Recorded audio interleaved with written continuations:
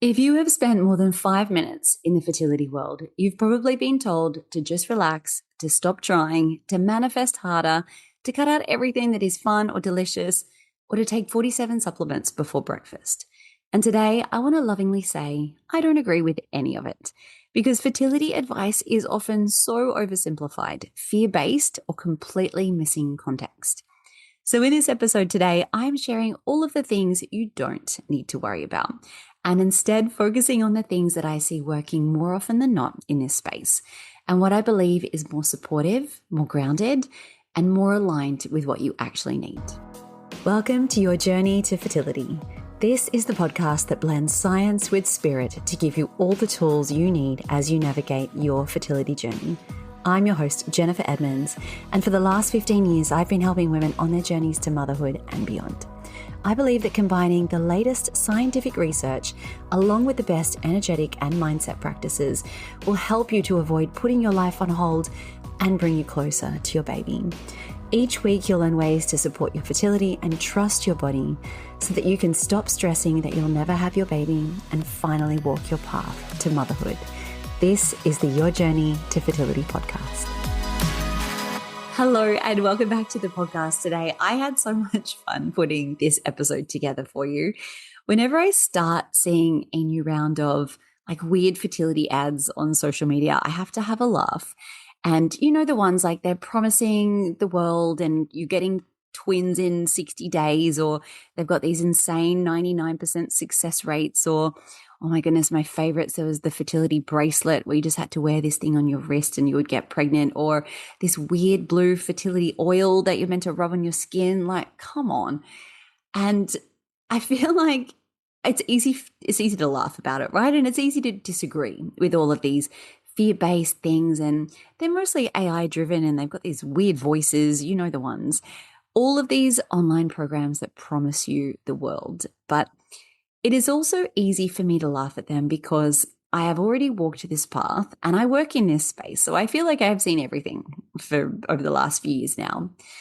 But I think back to the 34-year-old version of me who first got diagnosed, who was looking desperately for answers and was thinking, well, how are these ads coming across to people who are in those spaces that have just been diagnosed and they don't know that all of these things are ridiculous?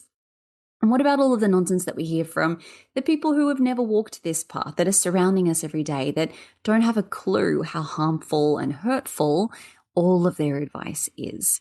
We are constantly surrounded by it. So it is my intention with this podcast today. I'm never going to give you medical advice or tell you what is the best course of action for you on this journey, but I am here to help you cut out the noise and to help you find what it is that is actually going to help you on this journey.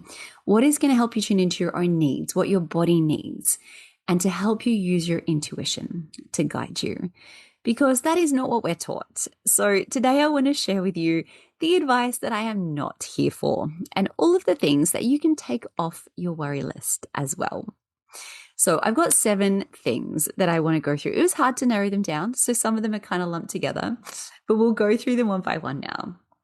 Number 1 is anything or anyone that suggests to you that you need to stop stressing, calm down, or the classic, just relax.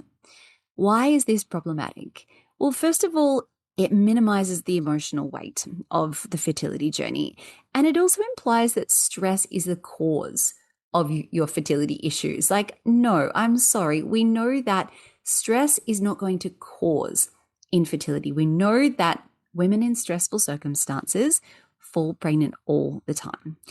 It also creates shame. This idea of, okay, well, maybe I didn't get pregnant last month because I was so anxious about my transfer. And like that horrible amount of guilt to place on someone is, I think, something we underestimate.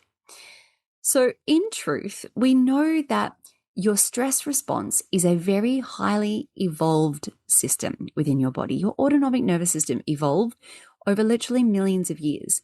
You have no control over the things that stress you out and the things that you don't. You have control over the ways that you work around them, but going into a stressful state is not something that you can combat by just relaxing. And whilst stress isn't going to ever be a cause of fertility issues, we do know that chronic stress over months or years at a time can have an impact on your overall health and your fertility as sort of an onset from that. I know now when I'm not sleeping well or going through something stressful in my life, my menstrual cycle is really highly affected. So we see that the stress hormones like cortisol and adrenaline can impact the way that our body functions.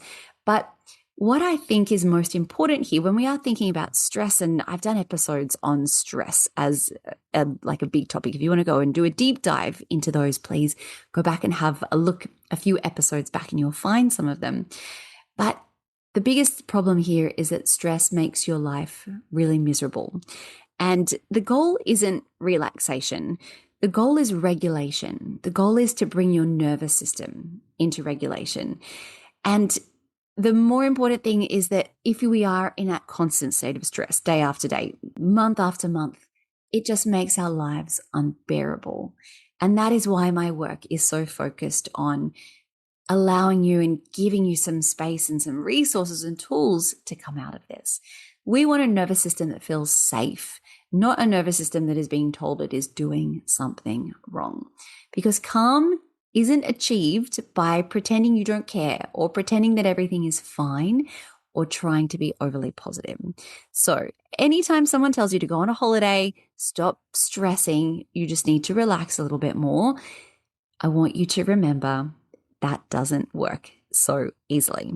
So that brings us to number 2, which is very much linked to number 1, this idea around, well, you just need to stop trying. People love to give the advice about, everyone knows someone's second cousin who was trying for so many years and they got pregnant when they finally stopped trying. This is harmful because, again, it comes back to shame. Like I said, we all know someone that had that amazing story happen to them, but I can guarantee you this is not the norm.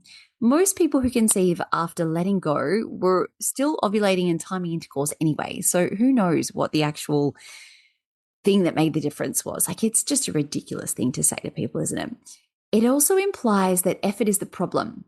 And I'm sorry, but infertility is a medical condition. And no amount of not trying is going to overcome an issue like male factor or immune issues or blocked fallopian tubes. It's so uneducated, isn't it? To be telling people that you just need to stop trying. Conception takes timing. We know that there is a window. So you have to be considerate about it. And we do need to take steps in order to get to where we want to go. So you can be intentional without being obsessive. And I think that is that idea of surrender and coming into balance and knowing that you've done enough. You can track your cycle without spiraling and going down this, do I need to do more? Is this going to hurt my fertility? Should I have gone on that walk today because it's been a hot day and I didn't want my body to get too overheated? It's not about stopping trying, but it's about changing the energy of trying so hard. Number 3, now this is a tricky one. You just need to manifest more or manifest harder. Now, I am all for manifestation practices. If you are a long-time listener of the show, you know I think that these practices are incredibly helpful when we do them in a certain way. And not just for your fertility journey, but around creating the life that you want and everything that you want to bring in to the life of your dreams. But when someone gives you this advice of, well, you needed to manifest more or you should have manifested harder, or whatever it might be, it comes from this place again of you are doing something wrong. And I have had so many people say this to me over time, including a yoga teacher whose class I had to stop going to. And it's around this idea of, well, it'll work out in its own timing and you just need to focus on what you want. And manifestation doesn't work that way. It's such a nuanced process. And I think that telling someone that they need to manifest more, it suggests that belief will control your biology. And we know that that's not true. If we were able to control our outcomes through our thoughts alone, we wouldn't need fertility clinics. We would all win the lottery every week, right? If we were able to make such powerful changes in our lives just through thoughts, we would. But unfortunately, it is not quite that simple.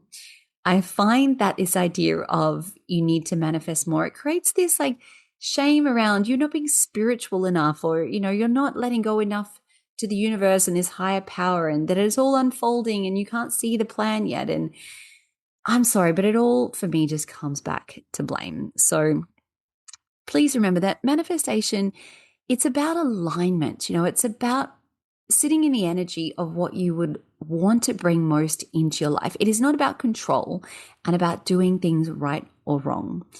You can visualize being pregnant and also need to seek medical treatment. These things are not mutually exclusive. And spirituality on this journey, I find it should really soothe you. It should not pressure you. It should allow you some space to feel supported, not pressured. And like I said, the reason you're not pregnant yet is not because you've had negative thoughts.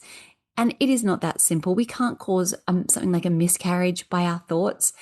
And trust me, if we were that powerful, we would be. we haven't quite evolved to that point yet. So anytime someone tells you that you're not manifesting enough or the right way, I want you to take that off your worry list as well. The fourth thing I want to speak to now is to take every single supplement in the world, or take this one magical supplement. It's the only thing that you need. Where do I start with this? And look, obviously I am not a nutritionist or a naturopath. I've had many on the podcast who are and can speak to this in a much more nuanced way. But look, I was the person that took the endless supplements on my fertility journey. I read all the books and it took over my life. I used to rattle. I took so many supplements that I was not even hungry for my breakfast. And I don't think that got me anywhere, because doing that for years at a time, I was still not pregnant. In the end, I cut down my supplement intake. I went from 19 different supplements a day to taking 5. And I still take supplements for my health right now. I think I'm deficient in a couple of different minerals, so it's something that I need to top up and keep an eye on. There is nothing wrong with that. But the issue are things like TikTok protocols and over-supplementing without testing first, and fear-based stacking of all of these endless egg quality supplements without actually targeting your specific deficiencies and supporting things that really make a difference, like metabolic health and blood sugar, and personalizing what you need with a protocol from someone who can really outline it for you. So it's about quality over quantity and testing before treating, not just taking everything under the sun. So finding someone that you trust who can really look at what you've been through, who can perhaps run some more testing. I find that when it comes to supplements, medical doctors are not always the ones that have as much training in different supplements and how they impact your body. But a lot of incredible dietitians and nutritionists and naturopaths who have studied for years and years in this specific space, they really can help you. Again, I am not a nutritionist in any way, but I do work with a lot of amazing people who are. So if this is something that's overwhelming you on your journey, please reach out to me. I can recommend some incredible people if you need that kind of support. The fifth piece of advice that I absolutely hate hearing is this idea that you should just do IVF. And look, we know IVF is so powerful. The science of it, like, it actually blows me away to think that like these microscopic eggs and sperm get collected and we can choose the best. It's amazing science. It really is. But it is also physically and emotionally demanding. And the fact that you might need it, it is not a failure. It is not anything you have done wrong. And it is certainly not the easy option by any means.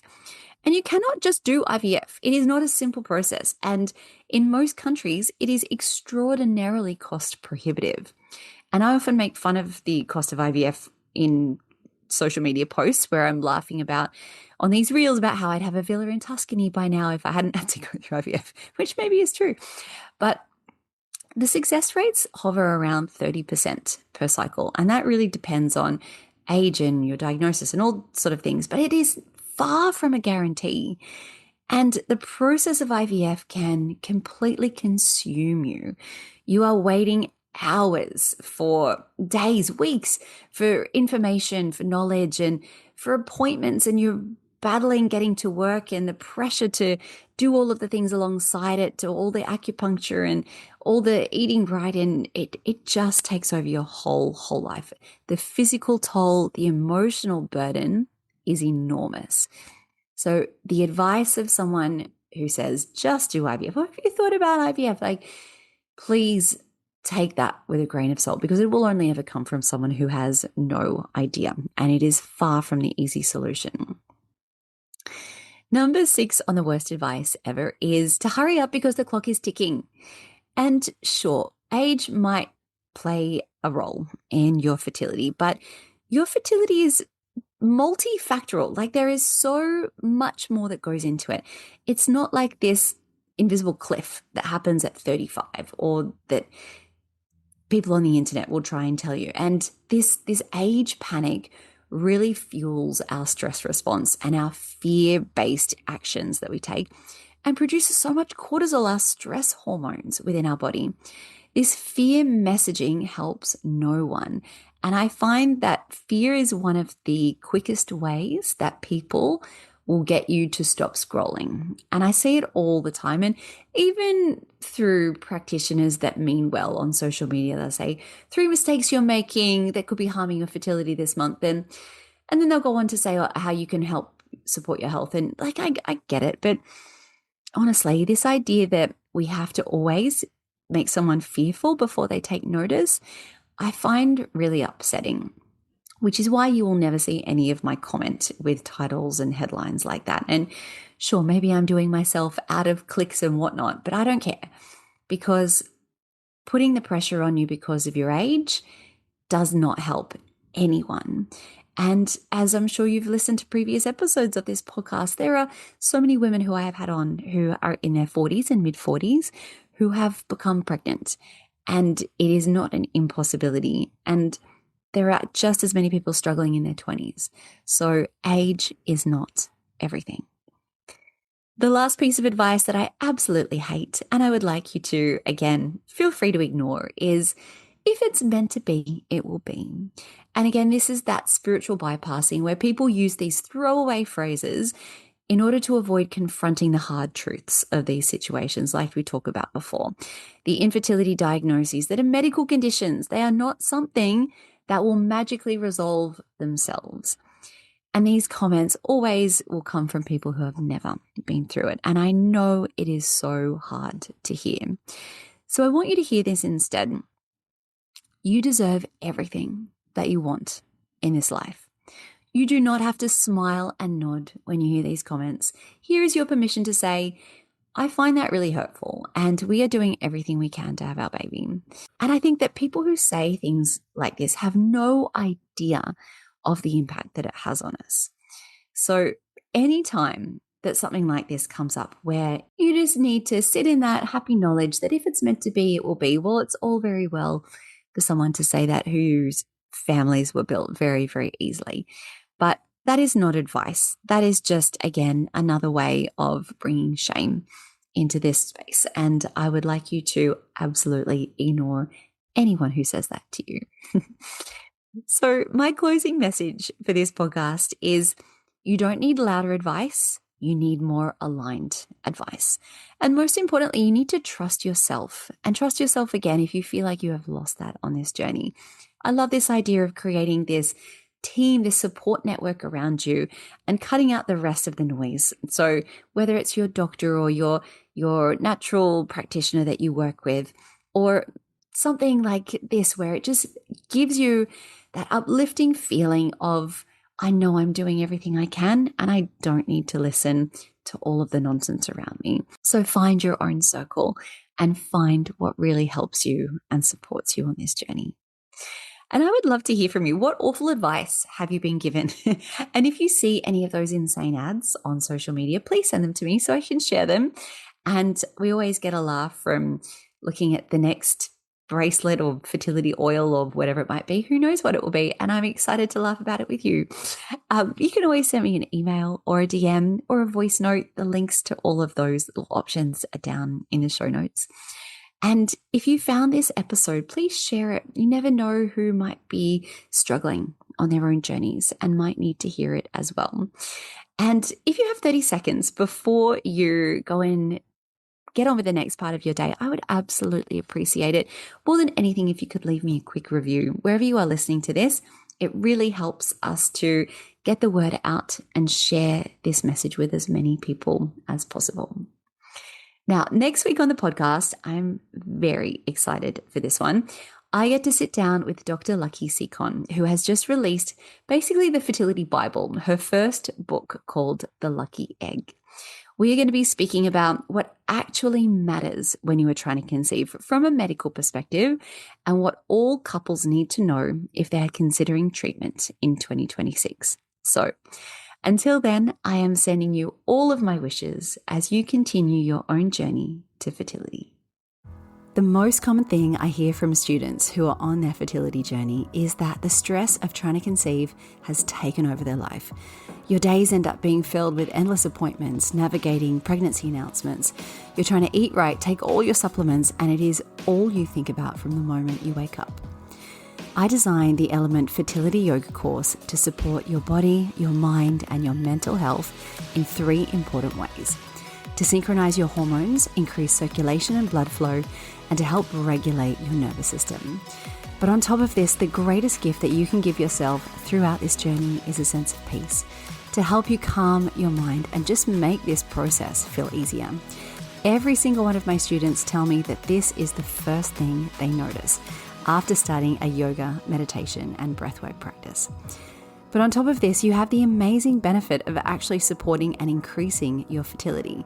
Studies have shown that those participating in mind-body programs as they're trying to conceive have success rates 3 times greater than those who don't.